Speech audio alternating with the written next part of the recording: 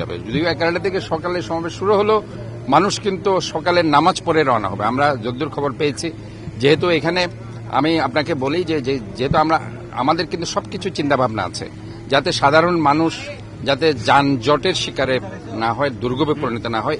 এই জন্য আমরা আমাদের বিভিন্ন ধরনের যে ট্রাফিক বিভাগকে আমরা এখানে সংযুক্ত করেছি, আইন শৃঙ্খলা বাহিনী, পুলিশ কমিশনার, এনএসআই, ডিজিএফআই সবাই এটা কাজ করছে।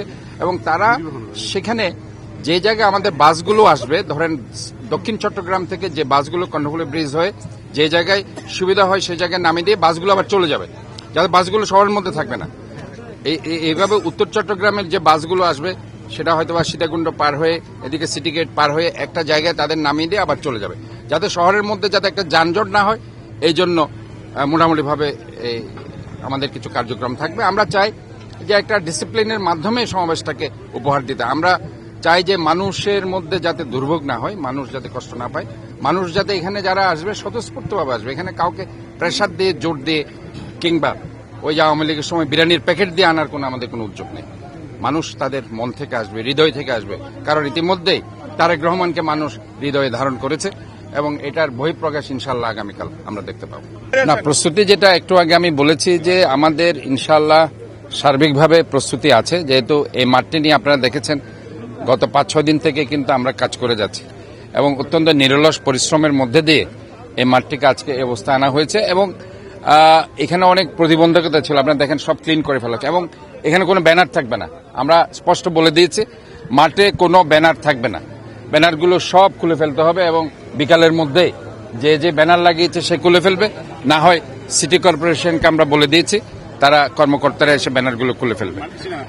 কাজে আমরা চাই যে প্রস্তুতি এখানে আপনারা দেখতে পাচ্ছেন আমাদের একটা রেড জোন আছে 35 ফিট, সামনে সাইডে 35 ফিট, ডানে বামে সামনে 35 ফিট আমরা স্পেস রেখেছি, যেটা রেড জোন হিসেবে আমরা চিহ্নিত করছি, যেখানে আপনার পেশাজীবী, রাজনীতিবিদ, সাংবাদিক, মহিলা নেতৃবৃন্দ এখানে থাকবেন এবং জুলাই যোদ্ধারা এখানে থাকবে।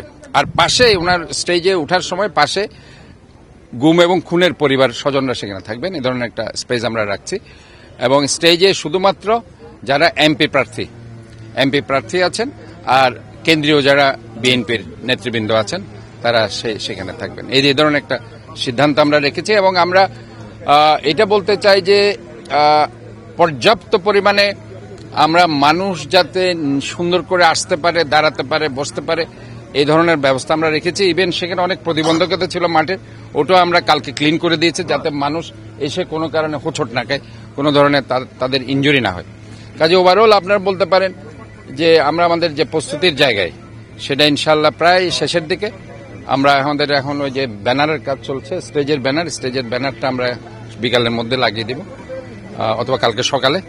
সোফার আর ওভারঅল আমাদের প্রস্তুতি, আমরা এখন অপেক্ষা করছি আমাদের তারেক রহমান সাহেব আসবেন এবং এখানে আপনার চেয়ারম্যান সিকিউরিটি ফোর্স তারা এখানে আসবেন, এসে তারা একটু রেকি করবেন এবং তাদের আরও যদি প্রয়োজনীয় কোনো নির্দেশনা থাকে এটা আমাদেরকে জানাবেন, আমরা অ্যাকর্ডিংলি সেগুলো ব্যবস্থা করব। ওভারঅল আমরা মনে করছি যে প্রস্তুতি প্রায় শেষের দিকে। ইনশাল্লাহ আমরা তারেক রহমানকে চট্টগ্রামবাসী ওনাকে স্বাগত জানানোর জন্য প্রস্তুত আছি ইনশাল্লাহ। আমি আসলে এখানে দেখতে এসেছি খুশিতে, 21 বছর পর যখন তারেক রহমান দেশে আছেন দেখতে, মানে এই আয়োজনটা কেমন হচ্ছে, জাস্ট কিভাবে করতেছে আয়োজনটা, জাস্ট এখানে একটু দেখতে আসা। চট্টগ্রামের মানুষ আমরা সকাল থেকে দেখতেছি একটা উৎসব পরিবেশ পাচ্ছে, যাতে এত বছর মানুষ আসতে পারে নাই। এই যে মানুষ কি যে এখানে আসবে, কখন আসবে, অনেকে বলবেন আমরা রাত্রে চলে আসবো, অনেকে বলবেন আমরা আর্লি মর্নিংয়ে চলে আসবো। এটা একটা কালকে আপনারা দেখতে পারবেন কত লক্ষ লক্ষ জনতা এখানে মানুষের এই তারেক রহমানকে দল মত নির্বিশেষে অনেকে আসবেন তার বক্তব্য শোনার জন্য। অধিক আগ্রহ প্রকাশ করতে চট্টগ্রামবাসী ওনার অপেক্ষায় আসবেন।